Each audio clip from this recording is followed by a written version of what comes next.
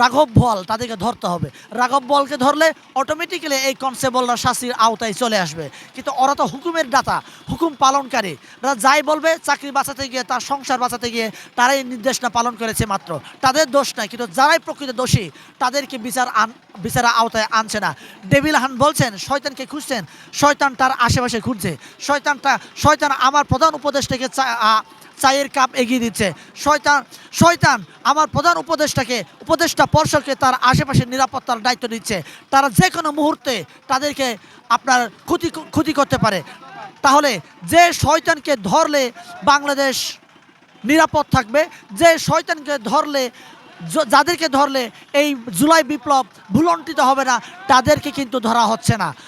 প্রকৃতপক্ষে আমাদের বাংলাদেশের জনগণকে ফাঁকি দেওয়ার জন্য ডেভিল হান নামে কিছু গুটি কয়েক ছা পোষা পুঁটি মাছকে ধরছে।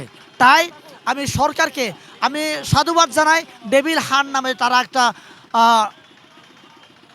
অপরাধীদেরকে ধরার জন্য একটা কার্যক্রম চালু রেখেছে। কিন্তু আমি আরও আহ্বান জানাবো, এই কার্যক্রম আসলে কার্যকরী হওয়ার জন্য, কার্যকরিতা লাভ করার জন্য যাদের যাদের ধরা দরকার তাদেরকে ধরতে হবে। আমি আবারও বলছি, যারা হুকুমদাতা গুলি চালানোর জন্য তাদেরকে আগে ধরতে হবে, যারা গুলি চালিয়েছে তাদেরকে না।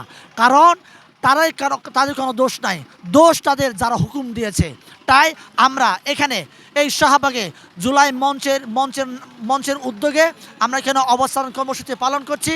আমরা এই বিগত আওয়ামী লীগের দোসররা তাদেরকে বিচারের আওতায় না আনা পর্যন্ত আমাদের কর্মসূচি চলমান থাকবে।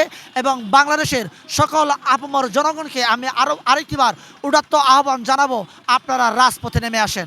আপনারা যদি রাজপথে নেমে না আসেন তাহলে আমাদের এই জুলাই বিপ্লব ভুলণ্ঠিত হয়ে যাবে।